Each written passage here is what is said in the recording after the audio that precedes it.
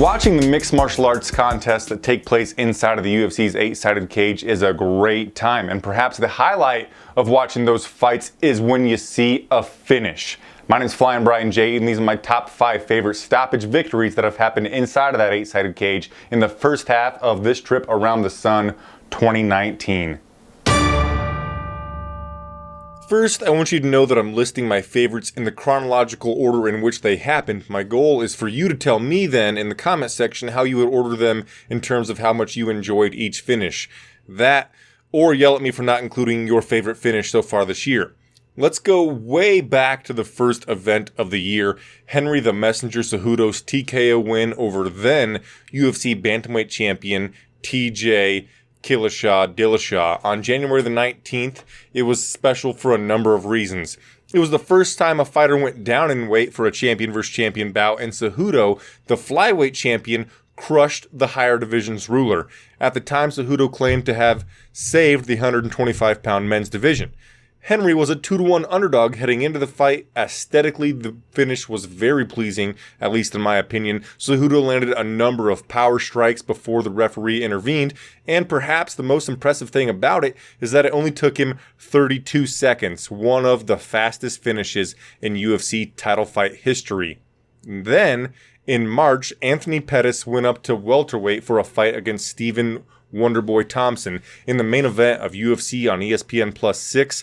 Going into that event, a lot of fight fans were writing Pettis off and assumed that the karate specialist, Thompson, would easily outpoint the smaller opponent. For most of the first and second round, that assumption seemed to be correct.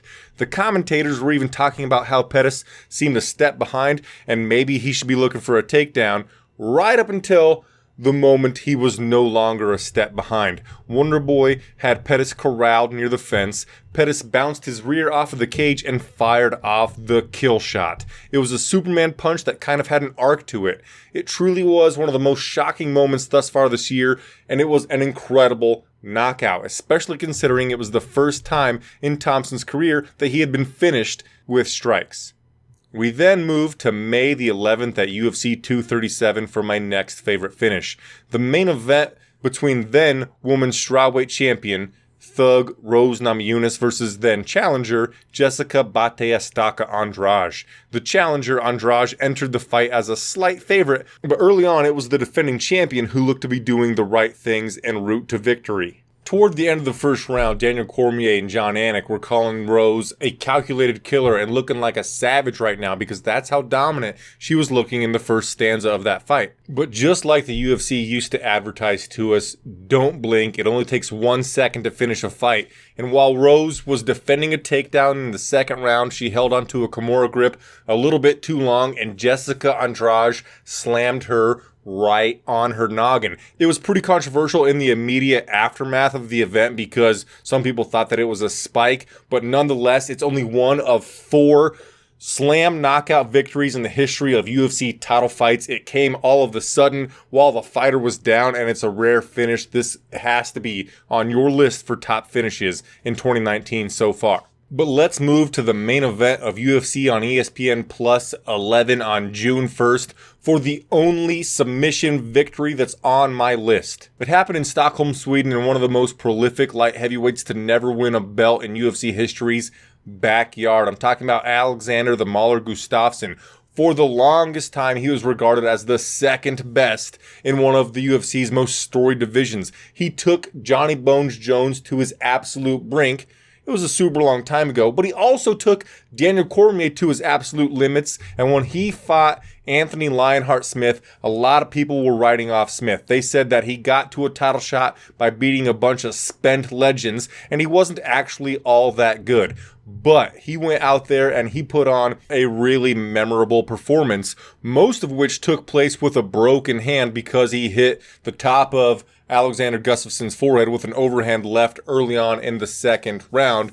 He was in control of the fight on the feet by landing the more powerful strikes on Gustafsson, and then when the Mauler went for a kind of sloppy takedown in the fourth round, Smith countered and capitalized with a rear naked choke. It wasn't the most spectacular RNC that we've ever seen, but it's the context. It's the underdog nature, going to his opponent's backyard and also proving a whole bunch of doubters wrong, why I've got Anthony Smith's rear naked choke on this list. Last but certainly not least on my list, I've got the Korean Zombie putting Renato Moicano down in just 58 seconds in the main event of UFC on ESPN Plus 12 on June the 22nd, 2019 in Greenville, South Carolina. What made this finish so special for me was that Chan Sung Jung had come back from a really long layoff and he easily sparked Dennis the Menace Bermudez with an uppercut. And then he took another really long layoff before returning to fight Yair El Pantera Rodriguez in a bout where he was controlling the action right up until the moment that he got slumped. But like many of the finishes on this list, the Korean Zombie entered against Moicano as a decent underdog, and many people thought that he was going to get outpointed by Renato. But all it took was him slipping a single jab and then firing his overhand right to make it a short night for the Brazilian Moicano. The overhand was extremely accurate, it was super violent, and it proved that this fighter, the Korean Zombie, who is a guy that's almost from the previous era, still has what it takes to fight at the absolute highest levels in mixed martial arts.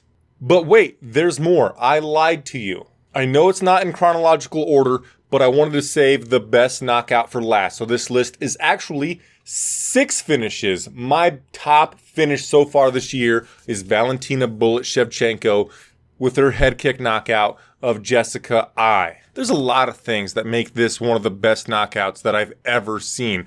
One is how beautifully Shevchenko set up that head kick with a bunch of solid kicks to the body on the same side so that when she eventually threw that finishing shot up top, it would have Jessica I thinking it was coming once again to the body. It was a beautiful setup. On top of that, heading into the fight, there were a lot of skeptics and a lot of critics that were saying that Valentina Shevchenko is not an exciting fighter. She doesn't have finishing ability on the feet. Also, a lot of one-strike knockouts don't happen in women's mixed martial arts, and this one was definitely a one-shot kill. On top of it, she did the Mark Hunt style walk-off after sleeping Jessica I. This truly was a special knockout, and it's one that fight fans are going to remember for years to come. I think that it's the top knockout of this year or the top finish of this year, but again, I want you to tell me what you think about this year's finishes in the comment section down below.